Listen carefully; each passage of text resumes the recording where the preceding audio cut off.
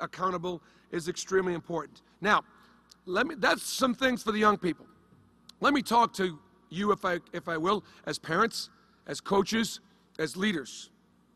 We have a responsibility, which is one of my pillars to talk about. We have a responsibility to raise the level of the expectations of the young people that you're working with.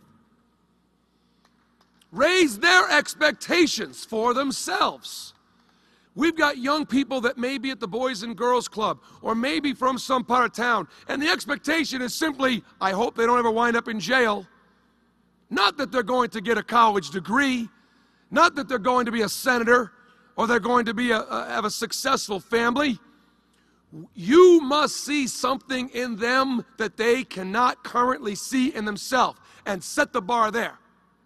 And then have them do everything they can as it relates to that process to reach that bar. Number two, after raising the expectations, is to focus on the positives. Young people are so negative. They don't like how they look. They don't like how they act. They don't like their skin. They don't like their this, they're that. They're just, all they can see is the negative. And we've got to find the positives in them. I tell you this, coaches, and I tell my young people this. You want to be great at something? What are you good at? I go around camp. I do this again at camp. And I'll say, all right, raise your hand if you're a pretty good ball handler, dribbler. Some kids will raise their hand.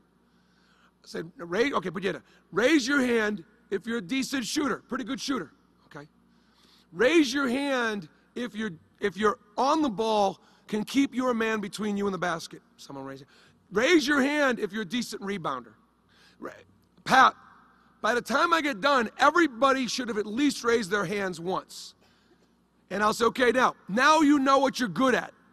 You can't be great at anything unless you're already good at something. Find out what they're good at, and rather than getting them to work on their weaknesses all the time, get them to work on their strengths. So they have a dimension. They have something they can go to. It will give them confidence. And my third is confidence. We must help them build confidence. That was one of the most difficult things for me with my basketball team, was to get our team to become more confident. We had experienced enough losing that they weren't a confident bunch. I know no better way of building confidence than to get your young people to work harder. Get them to work harder, get them to be more prepared. Now, hard work alone won't guarantee you success. Hard work alone will not guarantee you success, but without hard work, I guarantee you won't have success, and it's your choice. Choose to work hard. Choose to put yourself in position to be successful. Again, focusing on the process and the responsibility that goes with that. Coaches, you make a difference. It's easy to say, but let me tell you something. I remember growing up. It wasn't that long ago. I could tell you every coach I had. I could tell you his name. I could tell you usually what grade, what sport, and most of them were terrific. And if you want to know, I would say, chances are if you're any good at something, you had a great teacher. And I certainly had a great mentor in Dr. Tom Davis. He was a wonderful teacher. And he taught me how to coach the game at a very high level. And if you want to pay me a compliment, tell me that you think my teams look like his teams. But it started before that. It started at home. It started with my youth coaches. It started with Carl Parsons, with Dud Davenport, with John Adams, with Jack Cosgrove, Joel Peckham. These guys all coached me when I was in youth sports. And they were all terrific. And they made a difference. You have a tremendous responsibility. You have impact on these young people. I'm telling you right now, my own son, Stephen, when he was first learning to play basketball, Charlie Berger was his coach. Charlie Berger was an attorney in Evansville, Indiana. I went to practice one time, and Charlie was teaching them to dribble the ball up the floor like this, instead of facing the defense and driving it forward and using an arm guard. And I started to maybe correct Stephen as to the way he should dribble the ball, just for a second. And then Stephen said, no, Dad, Coach Berger said to do it this way. And you know what? I said, you know what, buddy? You're right. You're absolutely right.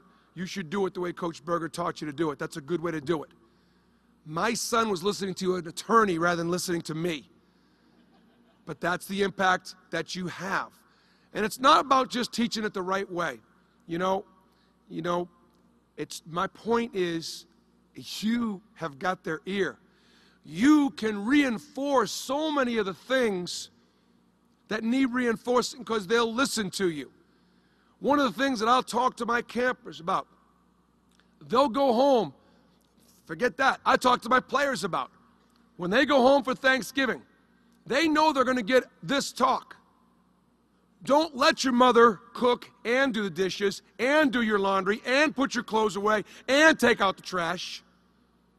I want you to go home and I want you to have her sit down on the couch and do what you can to help her and have her take notice.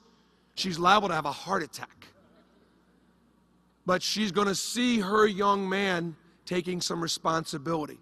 And what if you did that to your kids when they went home? You cannot come to practice until your homework is done. If your homework is not done, don't come to practice.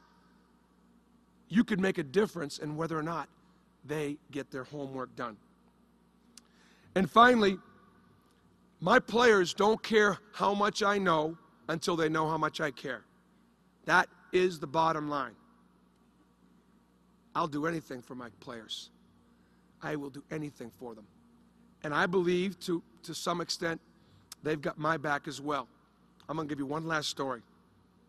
In a book that Rick Pitino wrote, Success a Choice, he talks about the importance of caring. And in it he tells a story about the very first time he met with his team at Providence College. It was his first meeting. Providence College was a very successful program way back in the day. And he says to his team, he puts up 4 words: basketball, academics, work ethic, and family. And he says, fellas, we have not had a winning season in 5 years at Providence College.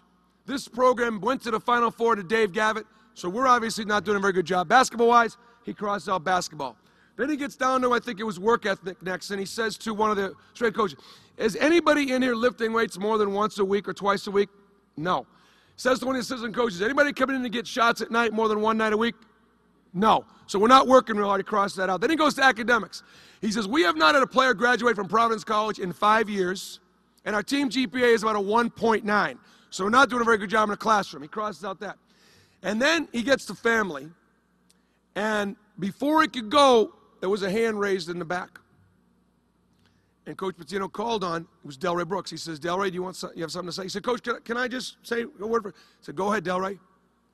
He said, Coach, I know exactly what you're talking about, and you are right. We have not done a very good job basketball-wise. We've not worked hard enough. We're not taking care of our business in the classroom. But, Coach, we are a family. We care about one another. Coach Pitino says, Delray, that's terrific. That is the best thing I've heard, and that gives us something to build on. That shows me what kind of character this team has. He says, now, Delray, do you mind if I ask you a question? Delray says, sure, I'll see why not. He says, Delray, would you mind telling me what's going on with Billy's mom right now? It gets real quiet. Coach, I don't know. He says, well, Billy's mom right now is battling breast cancer, and quite frankly, she's not doing so well. So don't tell me what kind of family you are. Don't tell me how close you are.